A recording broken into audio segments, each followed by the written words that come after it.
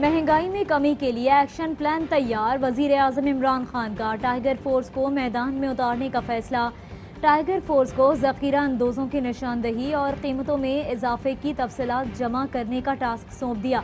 कहते हैं आइंदा हफ्ते कन्वेंशन सेंटर में टाइगर फोर्स से मुलाकात करूंगा। चाहता हूं टाइगर फोर्स आटा, चीनी, घी और दाल की कीमतों को चेक करे। अशिया ज़रूरिया की कीमतों में कमी के लिए फैसलों पर अमल दरामद कल से होगा।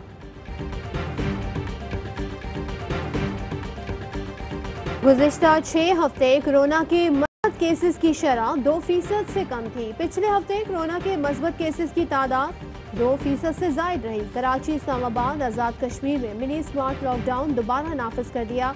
असद उमर कहते हैं कामयाबी अवाम के ताउन के बगैर नामुमकिन है।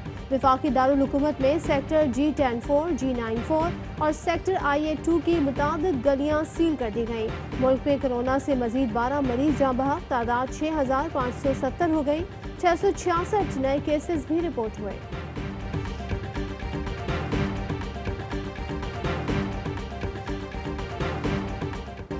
डॉक्टर मौलाना आदिल खान शहीद को जामे फारूकिया के इहाते में सुपुर्द खाक कर दिया गया।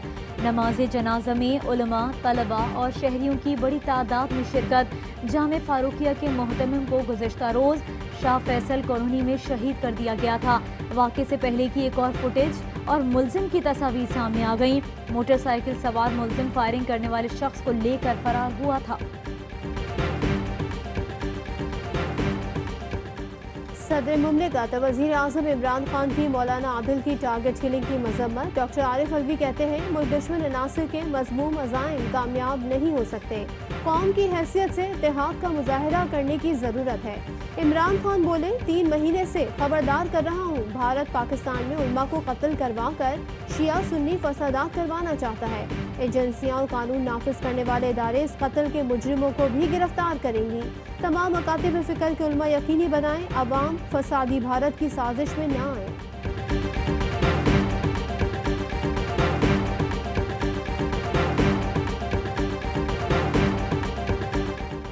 आर्मी चीफ का कराची में मारूफ मजहबी स्कॉलर मौलाना आदिल के कत्ल पर इजहार अफसोस। कहा यह वाक़या पाकिस्तान में मुल्क दुश्मनों की इंतशार फैलाने की कोशिश है। मुजरिमों को इंसाफ के कटहरे में लाने के लिए सिविल इंतजामिया की मुकम्मल मदद की जाएगी।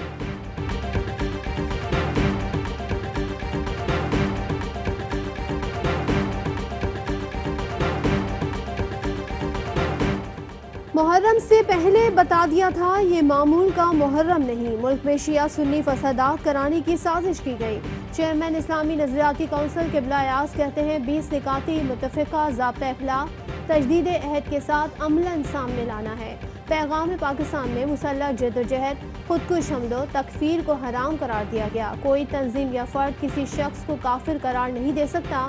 मुत्तफ़िक़ा ज़ाब्ता अख़लाक़ को कानून बनाने के लिए वज़ारतों ने काम शुरू कर दिया है।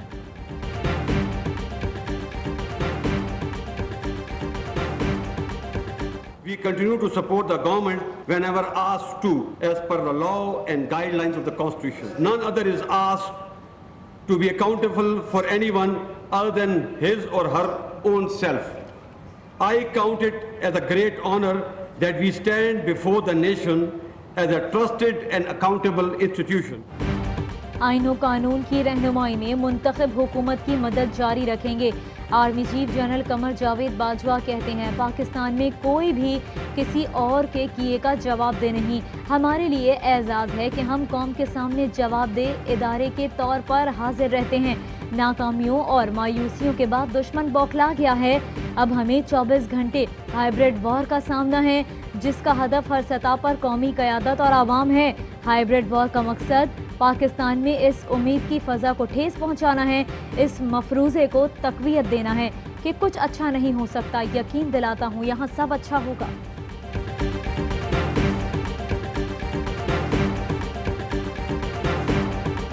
The objective of hybrid war is to target the sense of hope in Pakistan and to perpetuate the perception of यहाँ कुछ अच्छा नहीं हो सकता. Let me tell you, यहाँ सब अच्छा होगा. اپوزیشن کی تحریک مذہب کارڈ کے استعمال کی کوشش ہے، تحریک سے فرقہ وارانہ کشیدگی میں اضافہ ہوگا، فواد چودھری کو تشویش، تحریک کے پرتشدد ہونے کا خدشہ ظاہر کر دیا، کہا کوئی بھی سنجیدہ تجزیہ نگار اس تحریک کو انتشار کا استعارہ ہی سمجھے گا۔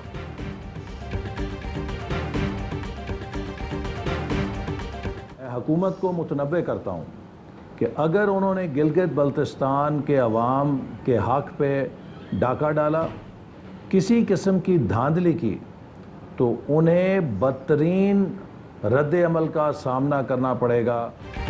احسان اقبال کا حکومت پر گلگت بلتستان میں پری پول ریگنگ کا الزام، کہتے ہیں الیکشن سے پہلے انتظامی اکھاڑ پچھاڑ ہو رہی ہے، وزراء مداخلت کر رہے ہیں، دھاندلی ہوئی تو سخت رد عمل کا سامنا کرنا پڑے گا۔ پیپلز پارٹی کی قیادت ملک کے اندر بد امنی افراتفری کا ماحول پیدا کرنے کی کوشش کر رہے ہیں کہ اب صوبہ سندھ کے اندر گندم کی کوئی شارٹیج کر دی گئی ہے، پلاننگ کے تحت 12.5 لاکھ ٹن گندم چھپائی گئی ہے۔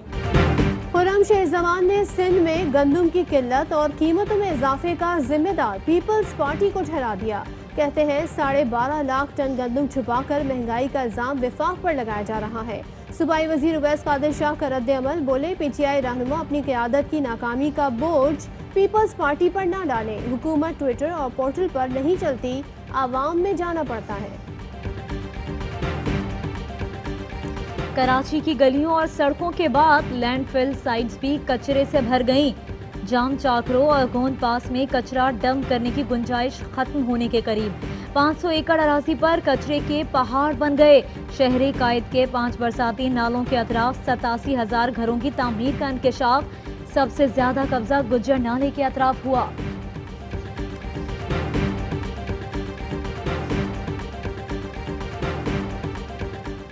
وزیر اعلیٰ پنجاب سے ملتان چیمبر آف کامرس کے سابق صدر خواجہ جلال الدین کی ملاقات، جنوبی پنجاب میں صنعت و تجارت کے فروغ سے متعلق تبادلہ خیال۔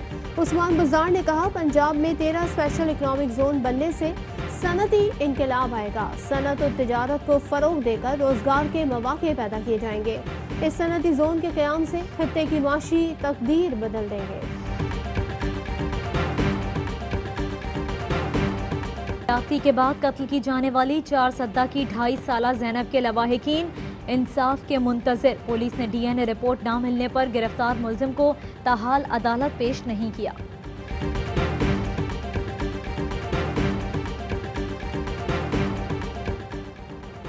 ہمت اور حوصلہ بڑھانا ہے، بچیوں کو بہادر اور خود مختار بنانا ہے۔ پاکستان سمیت دنیا بھر میں آج کمسن بچیوں کا دن منایا جا رہا ہے۔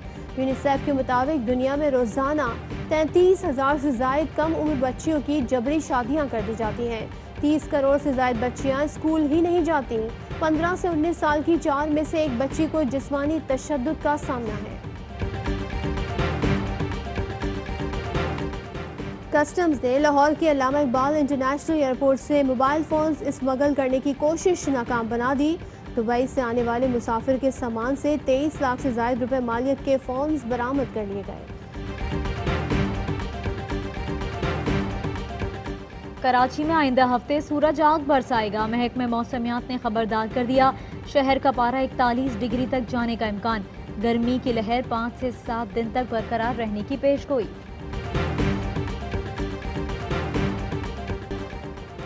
زمبابوے کرکٹ بورڈ کے وفد کا غدافی اسٹیڈیم لاہور کا دورہ، پی سی بی حکام نے انتظامات پر بریفنگ دی، مہمان وفد کو کل سیف سٹی پروجیکٹ لے جایا جائے گا۔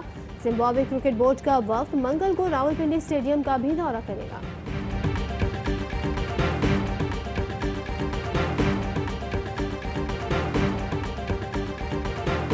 السلام علیکم، آوائی نیوز کے ساتھ میں ہوں صدف عبدالجبار اور میں ہوں سہرش منصور۔ ہیڈ لائنز آپ نے جانی، خبروں کی ڈیٹیلز اس بریک کے بعد ہمارے ساتھ رہیے۔